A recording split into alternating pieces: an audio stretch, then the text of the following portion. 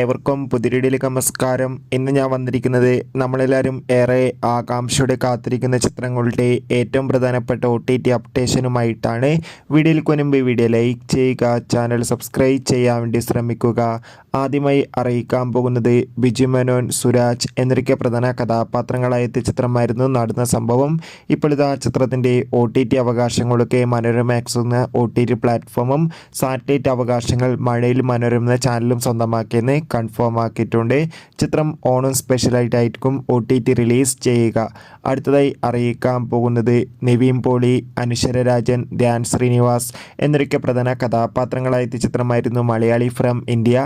ചിത്രം ഇരുന്ന ജൂലൈ 5-ാം തീയതി സോണി ലീവ് എന്ന OTT പ്ലാറ്റ്ഫോമിലൂടെ OTT റിലീസ് ചെയ്യുമെന്ന് ഇപ്പോൾ ഒഫീഷ്യലായി കൺഫേം ആക്കിയിട്ടുണ്ട്.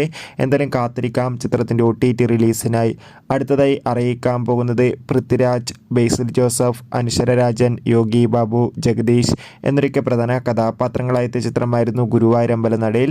ചിത്രത്തിൻ്റെ OTT അവകാശങ്ങളൊക്കെ സിംപ്ലി സൗത്ത് എന്ന OTT പ്ലാറ്റ്ഫോമും ഡിസ്നി പ്ലസ് ഹോട്ട്സ്റ്റാർ എന്ന OTT പ്ലാറ്റ്ഫോമും സ്വന്തമാക്കിയിട്ടുണ്ട്. ചിത്രം ഉടൻ തന്നെ OTT റിലീസ് ചെയ്യുമെന്നാണ് റിപ്പോർട്ടുകൾ സൂചിപ്പിക്കുന്നത്.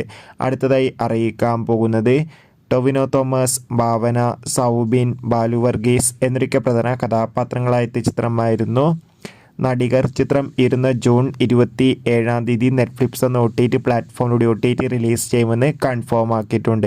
മമ്മൂട്ടി, രാജീവ് ബി ഷെട്ടി, അഞ്ജന ജയപ്രകാശ് എന്നൊക്കെ പ്രധാന കഥാപാത്രങ്ങളായ ചിത്രമായിരുന്നു ടർബോ. ചിത്രത്തിൻ്റെ OTT അവകാശങ്ങളൊക്കെ ഇപ്പോൾ സോണി ലീവ് എന്ന OTT പ്ലാറ്റ്ഫോമാണ് സ്വന്തമാക്കിയിട്ടുള്ളത്. അടുത്തതായി അറിയിക്കാൻ പോകുന്നത് പൃഥ്വിരാജ്, അമല പോൾ എന്നൊക്കെ പ്രധാന കഥാപാത്രങ്ങളായ ചിത്രമായിരുന്നു ആടുജീവിതം. ചിത്രത്തിൻ്റെ OTT അവകാശങ്ങളൊക്കെ ഡിസ്നി പ്ലസ് ഹോട്ട്സ്റ്റാർ എന്ന OTT പ്ലാറ്റ്ഫോം സ്വന്തമാക്കിയെന്ന് കൺഫേം ആക്കിയിട്ടുണ്ട്.